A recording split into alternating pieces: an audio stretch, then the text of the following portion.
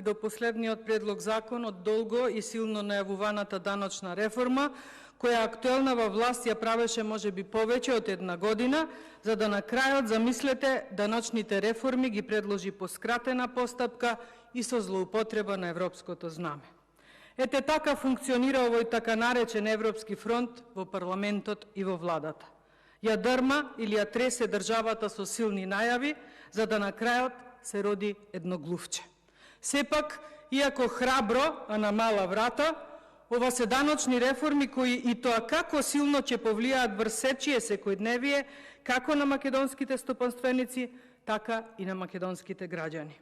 Конкретно, овој предлог на закон за измена и дополна на законот на добивка е во суштина предлог за рекетирање на успешните фирми или предлог за тоа како сивата економија да продолжи во државава, а оние кои редовно плаќаат даноци и прикажуваат добивка, ќе се стават пред дилемата и тие да станат дел од сивата економија или да бидат изложени на милост и немилост на инспекторите кои со овој закон ќе имаат ексклузивата на сечење глави на непослушните македонски фирми.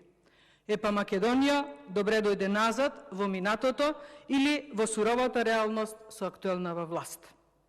Морам да потенцирам дека овој предлог на закон не е одобрен од страна на стопанските комори, ниту пак од страна на македонската експертска јавност.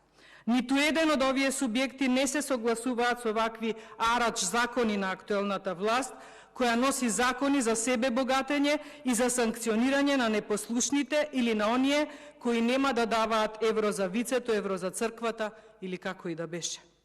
Со овој закон за 5 пати ќе се зголеми глобата за реинвестирана добивка, односно ексклузивната одлука за тоа дали нечива реинвестирана добивка ќе е оправдана или не, ќе имаат инспекторите на заменичката председателка на СДСМ, која како директорка на Управата за јавни приходи ќе дава налози за постапување и ќе работи строго според законите. Ајде мајката, мижи јасане да ти баат властодржциве е работава. И затоа во Собраниево имаме молк од страна на пратениците на власта, со исклучок на некои довикувања позади микрофонот, кои само сведочат колку пратениците на власта имаат сила да се спротистават кога се воведува класичен арач во државава, кој класичен арач може би засега и делови од нивни семејства или нивни гласачи, но за такви случаи веројатно Лукаревска им има ветено дека инспекторите ќе им ги одобрат реинвестираните добивки и можеме да предпоставиме каков, например, записник од извршена инспекцијска контрола би добила една Евровија и колку од нејзината реинвестирана добивка ќе заврши во нејзино унапредување или колку од таа добивка ќе заврши во некој партиски донаторски фонд. Иако некој ме обвини дека инсинуирам и дека ова е друго време, тогаш да се повикам на антикорупцијска, на јавно обвинителство или на МВР. Или да си молчам како пратениците од власта, па може би некоја фирма на мој познаник ќе биде наградена или поштедена од 5-кратно повисока глоба. Да си молчам како колегиве од владеачкото мнозинство за да не ме најде бетер. Да си молчам затоа што и така и вака законов ќе се изгласа. Да си молчам зашто не е време за бунтовници. Да си молчам зашто наведната глава сабија не ја сече. Па до кога, бре, луѓе, ќе молчиме? До кога ќе молчите и ќе аминувате вакви штетни закони? За кој договор ова го правите? Дали имате црвени линии, дали имате срам воопшто? И ќе ми се декларирате за храбри политичари. Само малку да беше храбар, барем некој од вас немаше да молчи на овие грабежи. Немаше да седи мирно и да чека да го појаде нашиот срам од нив. А зашто јас и моите колеги алармираме, а што се однесува на овој данок? Еве ви 4 клучни негови предлог измени. Прво, се укинуваат ослободувањата на даночните обвртници за средствата кои ги имаат донирано во спортот. Второ, се укинува ослободувањето од плаќање данок на вкупен приход за фирмите кои оствариле приход до 3 милиони денари.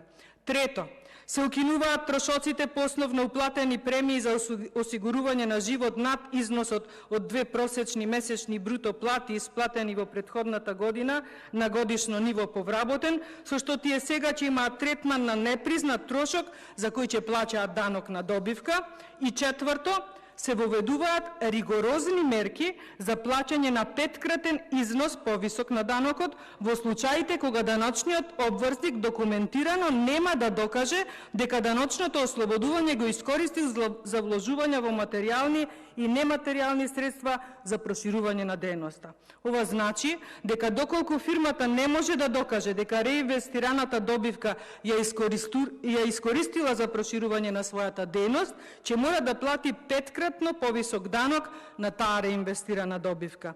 Или по-конкретно и по-пластично, како што погоре кажав, ексклузивата за тоа дали некоја фирма ја искористила соодветно реинвестираната добивка, ќе имаат инспекторите на Сања Лукаревска, директорка на УЈП и заменик председателка на СДСМ.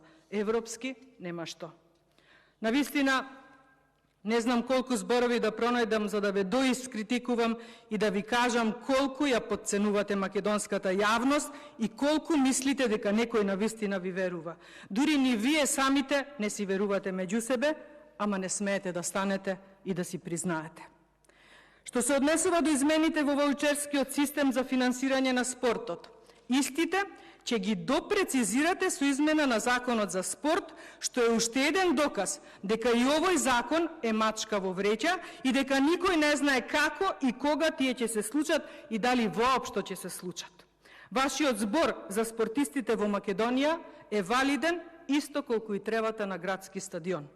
Вие сте уништувачи на се што значеше добро за Македонија и за македонските спортски амбасадори. Ветувате подобар систем за функционирање на ваучерскиот досегашен систем, ама не знам дали има некој што треба да ви верува, а после сите ваши лаги и изневерувања. Што им кажавте на спортските федерации? Дека ќе биде подобро? Па истово го велите повеќе од 6 години, а станува се полошо и полошо. И ајде, да не биде дека политиката се меша во спортот, еве да ве потсетам на реакции на експерти од даночната област. Експертот Бранимир Јовановиќ вели: актуелниот даночен систем повеќе ги даночи сиромашните отколку богатите граѓани. Вели дека повеќе се даночат малите фирми наместо големите компании со огромни профити. И, вели Јовановиќ, даночна реформа е дефинитивно потребна, но таква која ќе биде праведна, односно да зема од оние кои што имаат и да дава на оние кои што немаат, а не обратното. Понатаму, групата Цивитакс вели дека даночни реформи се повеќе од прибирање на приходи во централниот буџет.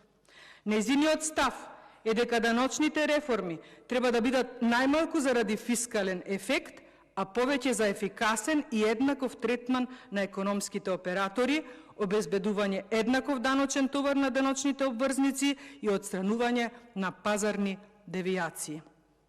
Експертите професор Славески и Маја Кадиевска-Војновиќ нема да ви ги цитирам, затоа што предпоставувам дека ќе реагирате се членови на извршниот комитет на ВМРО-ДПМН, а ВМРО-ДПМН е партија која само критикува и шири дезинформации. Но во истово, барем би требало да сте го изреагирале и на состаноците на вашите централен или извршен одбор, кога Сања Лукаревска, како ваша заменичка партиска председателка, ве убедувала да ги одмолчите овие арач закони и да ги гласате, затоа што за тоа можеби и да ве почести со едно бомбонче или можеби и кафенце.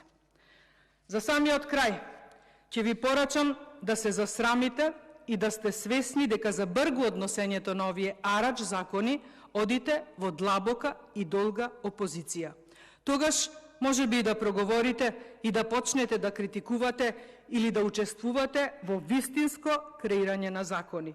Вака, како власт, останавте и ќе останете запаметени како најнемите пратеници кои овој парламент некогаш ги имал, а кои со нивното молчење одобриле штетни закони, колку што сите претходни 9 пратенички состави не ги донеле вкупно и заедно.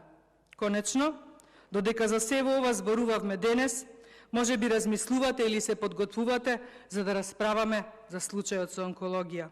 Или за тоа некој ќе ви даде наредба и тоа ќе го одмолчите. Навистина, за крај ќе кажам само дека треба да ви биде срам и арам целиот овој ваш мандат. Благодарам за вниманието. Реплика Лолита